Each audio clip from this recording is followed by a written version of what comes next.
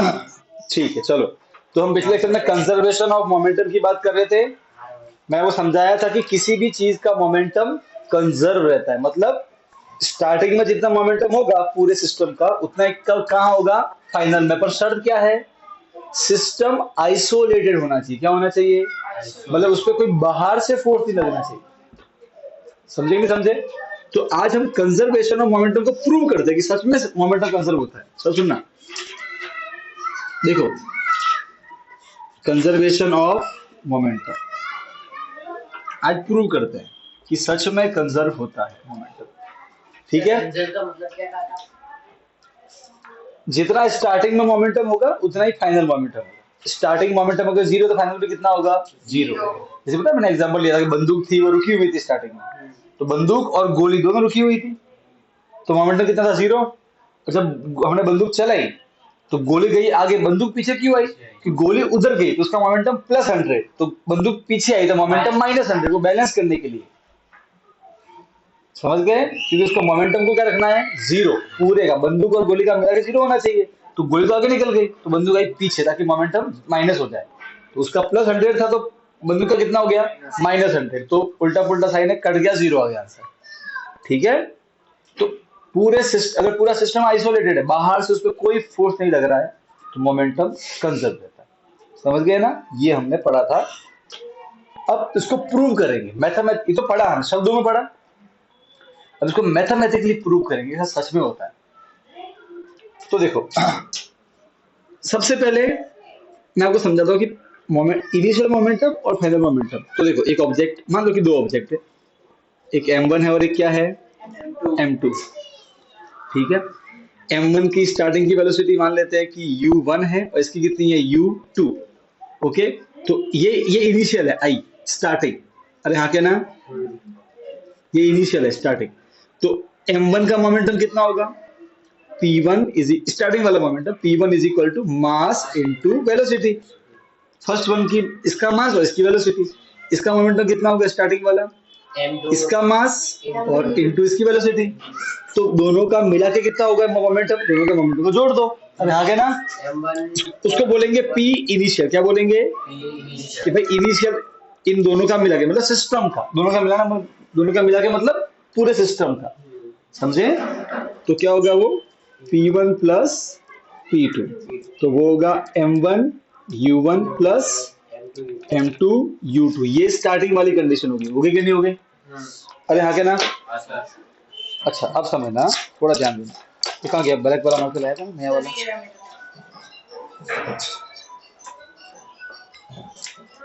Okay, अब देखो बेटा, अब फाइनल कंडीशन लेते हैं, फाइनल। ठीक है, देखो, अब ऑब्वियसली है भाई, इनके बीच हम क्या समझ रहे हैं कि ये दो ऑब्जेक्ट है, इनके बीच में टक्कर हुई, इनके बीच में हुई है, इनको कोई बाहर से किसी धक्का लगाया नहीं। समझ गए ना? तो क्या हुआ, कुछ थे टाइट बन नहीं सके, आगे चले गए हैं, तो उसे बोलना था ना यार, आराम से खोलो इसको। चलो कोई नहीं, देखो मान लो कि यहाँ पे इन दोनों के बीच में टक्कर होगी, M1 और M2 में टक्कर होगी। देखो, ये इनके आपस में टक्कर हुई है, समझ रहे हो, इनके आपस में टक्कर हुई है। क्या इनको कोई फोर्स बाहर से लग रहा है क्या, क्या इनको कोई फोर्स बाहर से लग रहा है क्या, नहीं लग रहा है ना, इनके ये आपस की टक्कर है। मैंने क्या बोला था, आप देखो, बंदूक और गोली वो उनके अंदर का फोर्स है, वो चलता है, बाहर से कोई फोर्स नहीं है ना। ओके, अब आपस में टकराए तो देखो इनका मास तो सेम ही रहेगा। अरे हाँ क्या ना, अरे यस और नो, पर जो इनकी वेलोसिटी है उसको थोड़ा फर्क आ जाएगा। जैसे कि पहले बंदूक और गोली दोनों की स्पीड जीरो थी, जैसे गोली चले तो गोली की स्पीड थोड़ी आगे, गोली गोली की स्पीड इधर हो गई। हाँ क्या ना, तो इनके बीच में टक्कर हुई तो थोड़ा बहुत स्टार्टिंग में वेलोसिटी u1 थी, तो फाइनल मान लेते कितनी हो गई है, v1। इसकी कितनी होगी फाइनल, v2। तो इसका मोमेंटम कितना होगा भाई, इसका मास इंटू इसकी वेलोसिटी, m1 इंटू v1। इसका मोमेंटम क्या होगा, इसका मास और इसकी वेलोसिटी। तो फाइनल मोमेंटम कितना होगा, इन दोनों का मिला के सिस्टम का मोमेंटम देख रहे हैं अपन तो। अरे हाँ क्या ना, तो वो होगा m1 v1 p1 और m2 v2, p1 plus p2 दोनों का मिला के। सही है? अब लॉ ऑफ कंजर्वेशन क्या बोलता है, जितना मोमेंटम स्टार्टिंग में होगा उतना ही मोमेंटम कैसा होना चाहिए एंडिंग में, मतलब ये वाला और ये वाला कैसा होना चाहिए आपस में इक्वल। समझे कि नहीं समझे? अरे हाँ क्या ना। और हम ये फॉर्मूला आज प्रूव करेंगे कि ऐसा सच में होता है। तो हम क्या प्रूव करने वाले हैं कि स्टार्टिंग वाला मोमेंटम जो कि कौन सा है, पी इनिशियल, जो कि इतना है, प्लस m2u2, ये इक्वल होता है किसके, m1v1 प्लस m2v2। ये फॉर्मूला है, पर हम ये प्रूव करेंगे ये फॉर्मूला सच में होता है। ओके, मेरी बात समझ में आ रही कि नहीं आ रही है? आ रही है ना? ठीक, कैसे प्रूव करेंगे? तो अब ध्यान से ऑब्जर्व करें, इसको बोलते हैं डेरिवेशन। क्या बोलते हैं? कि आपने जो दुनिया में देखा उसको आप प्रूव कर रहे हो मैथ्स की हेल्प से, ठीक है? तो अब मैं डेराइव करने वाला ये फॉर्मूला। अब बाबू सर आपने डेराइव तो कर दिया नहीं, ये तो मैं अब मान के चल रहा हूँ कि दोनों इक्वल है। कब प्रूव? तो मैंने बोला है ना कि इक्वल, ऐसे मैंने इक्वल लगाया, हाँ के ना। अब इक्वल प्रूव करेंगे इनको। बात समझ में आ रही है? क्या प्रूव करेंगे कि ऐसा सच में होता है? अरे हाँ के ना, ये स्टार्टिंग वाला मोमेंटम, ये फाइनल वाला मोमेंटम, जो मैंने बोल दिया कि इक्वल है, इसलिए मैंने इक्वल लगा दिया। प्रूव थोड़ी हुआ ये। अरे हाँ के ना, ऐसा हम जानते हैं कि इक्वल होता है। अब इसको प्रूव करेंगे मैथ्स की हेल्प से, ठीक है? कैसे करेंगे वो देखा ध्यान से। सो कंडीशन में सेम ही रखने वाला हूं, सब कुछ कंडीशन रखूंगा, ठीक है? थोड़ा अब हम यूज करेंगे सेकेंड लॉ ऑफ मोशन का। बताओ फोर्स के कितने फॉर्मूले याद करो? एक फोर्स का फॉर्मूला कौन सा है? Force is equal to m a. एक कौन सा फॉर्मूला याद है कुछ? P f final momentum minus initial momentum upon time. भूल गए क्या? एक और फॉर्मूला था, m bracket v minus u upon t. अरे आया कि नहीं आया? ये 2-3 फॉर्मूले थे मोमेंटम के, थे ना? बस अब हम ये वाला फॉर्मूला यूज करने वाले फोर्स का, इस पे ध्यान देखना, ठीक है? इसका यूज करेंगे। मोमेंटम क्या होता है? Final momentum. फोर्स क्या होता है? Final momentum minus momentum upon time. कोई दिक्कत नहीं? ठीक है, ये फॉर्मूला माइंड में रखना है। इसको यूज करके हम प्रूव करने वाले हैं हमारी इक्वेशन। बेटा आवाज आ रही है ना वृंदा सयम?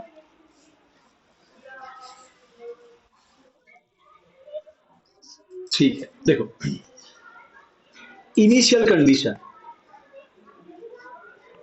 इनिशियल कंडीशन तो स्टार्टिंग में हमारे पास में दो ऑब्जेक्ट है, एक का मास m1, एक का मास m2, ठीक है? इसकी वेलोसिटी u1, इसकी वेलोसिटी u2। ये बिफोर कॉलिजन है। कॉलिजन मतलब टकराई नहीं है अभी, हम बिफोर कॉलिजन, समझ गए? अच्छा, इतना क्लियर ना? इसका मोमेंटम कितना आएगा? ओके, वन वाले का m1 u1, और इसका कितना आएगा? देखो ये वन का, सुनो सुनो, देखो मैं ऐसे लिख रहा हूं, ये वन का इनिशियल मोमेंटम, समझ गए? वन वाले का इनिशियल मोमेंटम, समझ गए?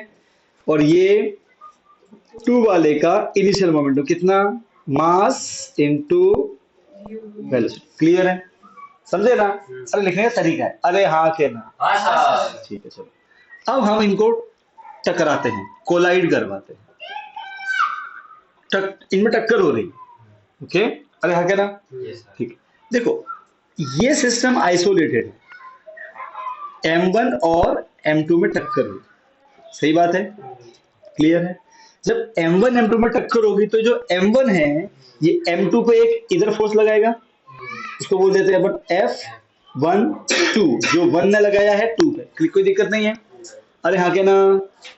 अरे समझ भाई, सीधी बात है ना भाई, ये दो लोग टकरा रहे हैं तो भाई ये वाला इसको धक्का लगाएगा, ये इसको धक्का, ऐसा ही होता है ना?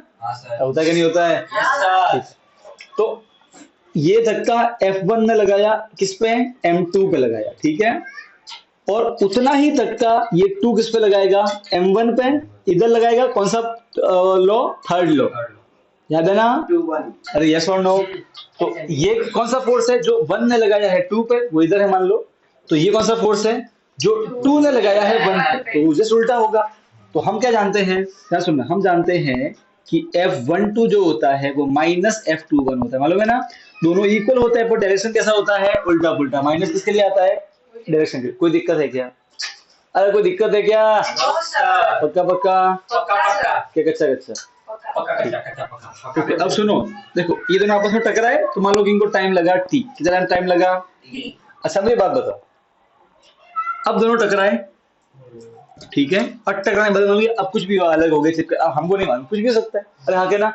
हाँ तो भाई टकराने के बाद में इनकी वेलोसिटी हमें नहीं मालूम है कितनी है, भाई टकराने से पहले कितनी थी? u1 u2, अब कितनी है नहीं मालूम है, मान लेते हैं v1 और v2 मान लेते हैं, हमें नहीं मालूम ना क्या है, कितनी हो सकती है वेलोसिटी, तो कुछ भी हो सकता है ना यार। तो ये आफ्टर कोलाइजन मतलब फाइनल स्टेज आफ्टर कोलिजन, ये बिफोर कोलिजन, अब ये कोलाइड टकरा रहे उस समय, अब टकराने के बाद में, मतलब टकराना रहे, है ना, तू जाके भेटी मारा है दीवार पे ऐसे, टकराना, समझ गया? तो M2 M1 और M2, इसकी वेलोसिटी फाइनल मान लेते हैं v1, इसकी कितनी मान लेते हैं v2, इसका फाइनल देखो, 1 वाले का फाइनल मोमेंटम कितना? m1 v1, और ये 2 वाले का फाइनल मोमेंटम कितना? m2 और मैं नीचे लिख रहा हूँ, 2 वाले का फाइनल मोमेंटम m2 और v2, कोई दिक्कत नहीं है, यहां तक कोई दिक्कत नहीं ना? ओके, अब मुझे एक बात, अब थोड़ा सा ध्यान से सुनो, ठीक है, मुझे एक बात बताओ, ये जो फोर्स है F1 और ये वाला, ये F12 की बात करते हैं, F12 क्या है? ये फोर्स 1 ने लगाया है किस पे? 2 पे, ये फोर्स किस पे लगा है? 2 पे लगा है ना? 1 का फोर्स है ये, 1 का फोर्स किस पे है? 2 पे, 2 पर लग रहा है, सही है, 2 पर लग रहा है, तो ये फोर्स बेसिकली 2 पे लग रहा है, किस पे लग रहा है?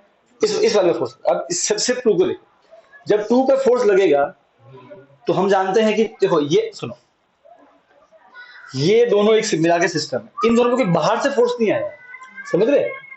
इस पे इसने फोर्स लगाया है, ये इनके आपस का फोर्स है, ठीक है, तो कंजर्वेशन ऑफ मोमेंटम क्या बोलता है कि इनके आपस के फोर्स से कोई फर्क पड़ता नहीं है, ठीक है ना? ओके, अब यहाँ देखो, इस जो 2 है इस पे एक फोर्स लगा, इस 2 वाले की पहले कितनी वेलोसिटी थी? u1, और मोमेंटम कितना था? इतना, अब 2 वाले पे, अब हमने पढ़ा फर्स्ट लॉ ऑफ मोशन में, अगर फोर्स लगेगा बाहर से तो क्या होगा? मोमेंटम में चेंज आएगा, सही है ना? अरे हाँ के ना, second law of motion, the applied force is directly proportional to rate of change of momentum, पढ़ा हुआ है ना? तो फोर्स क्या होता है? मोमेंटम में चेंज, अब ये फोर्स किस पे लगा है? 2 पे लगा है, तो किसके मोमेंटम में चेंज आएगा? 2 के मोमेंटम में चेंज आएगा, आगे के आएगा कि नहीं आएगा? अरे हाँ के ना, बोलो सभी, आएगा ना? ठीक, तो F12 ये क्या होगा? 2 का मोमेंटम में चेंज, सही है, डिवाइड बाय टाइम, ये होता है ना मोमेंटम का change divide by time, clear है? अब 2 के मोमेंटम में कितना चेंज आएगा? तो भाई 2 का मोमेंटम चेंज कैसे निकालते हैं? फाइनल माइनस इनिशियल, ये 2 में चेंज आया ना, तो 2 का फाइनल कितना है? P2F minus P2I, final minus initial, 2 पे लगा है, अब लगा ही लगा, तो P2 और ये I डिवाइड बाय टाइम, कोई दिक्कत नहीं, अब पुट करते हैं, F12 is equal to P2, 2 वाले का फाइनल कितना है? M2V2 माइनस 2 वाले का इनिशियल कितना है? M2U2, सही है, डिवाइड बाय टाइम, कोई दिक्कत नहीं, ये हमारा पहला इक्वेशन आ गया, आ गया, समझे कि नहीं समझे? ये फर्स्ट इक्वेशन, ठीक है, इतना क्लियर? पक्का? डन? श्योर? समझ गए? अब मैं बात करता हूं F21 की, ठीक है, वृंदा सही यहां तक क्लियर है बेटा? वृंदा क्लियर? वृंदा बेटा क्लियर यहां तक? ठीक है, पूर्वराज बनाश्री आपको? ओ रियाला बना सही है, आराम से हौले हौले टच करना उसको, हौले हौले है, वो बुरा मान गया है एक्चुअली में स्टैंड, बनश्री, ओ बनश्री, क्या बोल रहा है? Yes sir. अरे तो बोल दे भाई मुंह से, क्या दिक्कत है? सर दर्द हो रहा है तो मुंह बंद दे दो। मेरे इंसान है यार। चलो बिना श्री बेटा, कुछ नहीं आया तो बोल देना कि नहीं आया, ठीक है? वापस रिपीट कर लेंगे। चल कैमरे पे, कैमरे पे, कैमरे पे। सही दिख रहा है? कंप्लीट एकदम मुझे मौज। ठीक है। नहीं सर बोल देंगे। अच्छा सुनो, ध्यान सुनना, ध्यान सुनना। अभी हमने F12 लिया, अब हम F21 लेते हैं। क्या लेते हैं? अब ध्यान से देखना, समझना। F21 का मतलब क्या है? वो फोर्स जो 2 लगा रहा है 1 पे, तो ये 2 का फोर्स है, किस पे लग रहा है? 1 पे लग रहा है। तो अगर ये फोर्स 1 पे लग रहा है तो किसका मोमेंटम में चेंज आएगा? 1 के मोमेंटम में चेंज आएगा। अरे हाँ क्या ना? अब 1 के मोमेंटम में चेंज कैसे निकालेंगे? ध्यान देखना। तो भाई 1 का फाइनल और 1 का इनिशियल में चेंज। सही बात है। देखो ये इसको अलग रखो, राइट? ये तो मेरा स्टार्टिंग वाला था, ठीक है? ये इक्वेशन अलग। अब मैं इसकी इक्वेशन बना रहा हूँ। F21 1 का फाइनल कितना है? M1 V1 माइनस 1 का इनिशियल कितना है? M1 U1 M1 U1 divide by time. ये इक्वेशन नंबर 2। यहां तक कोई तकलीफ? सिंपल सी बात है ना? इजी इजी है, परफेक्ट, डन। आगे बढ़ो। अब इस इक्वेशन को माइंड में रखना। दो फोर्स इक्वल होते हैं और डायरेक्शन अपोजिट। कौन बोलता है? Newton's third law of motion. Every action has an equal and opposite reaction. Equal है पर अपोजिट है, उल्टा पुल्टा है। Is that clear? अब इन 1, 2 और 3, ये 3 से हम वो प्रूव करेंगे कि इनिशियल मोमेंटम और फाइनल मोमेंटम कैसा रहता है? सेम। पर हमने कंडीशन क्या मानी है? कि इनके आपस का फोर्स है पर बाहर से कोई फोर्स नहीं है। सही है, इनके आपस के फोर्स है। ओके तो अब ये मिटाते हैं। हमको ये 3 इक्वेशन से मतलब है, इसको रखते हैं, बाकी सब बाहर में जाए। ओके तो हम सिर्फ वैल्यू पुट करेंगे, ठीक है?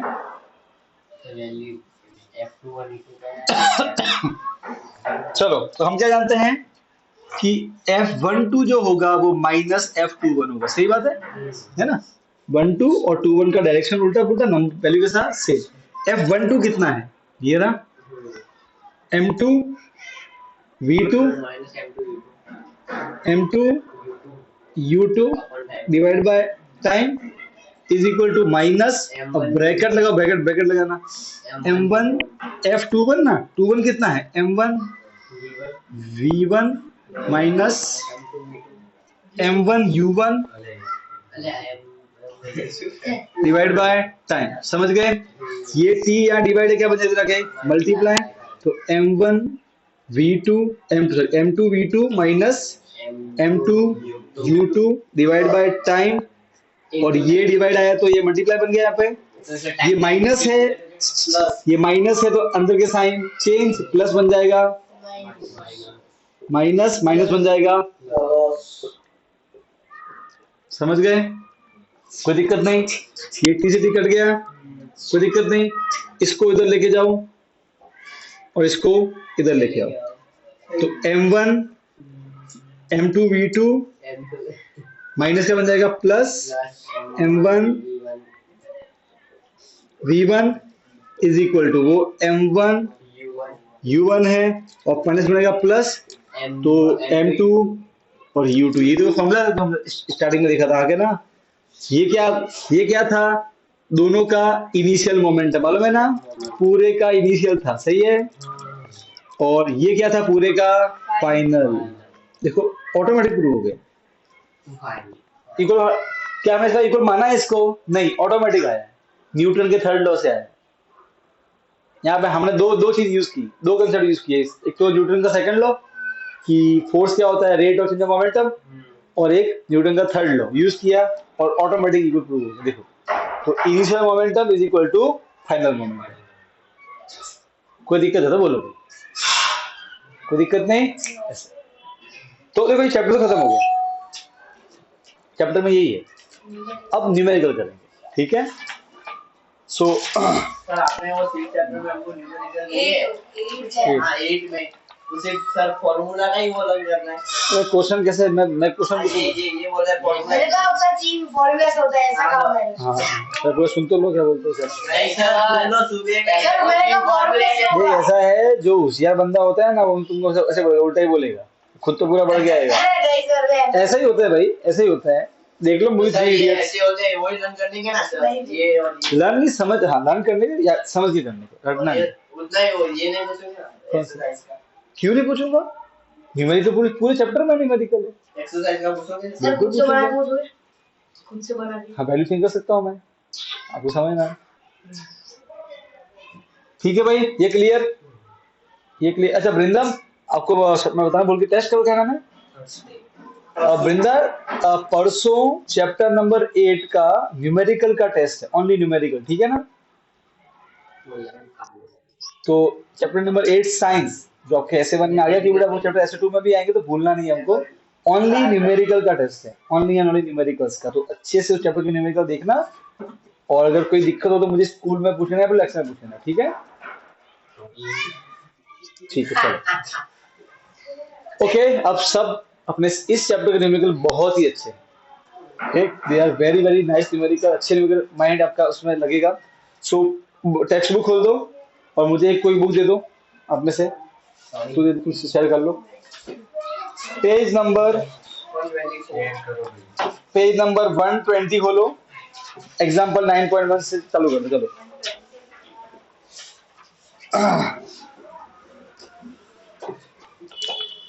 जब करे गया तो ना से पहुंचा तो नहीं गया नहीं तो हो रेडी से जो थे एक्सरसाइज करे एक्सरसाइज कर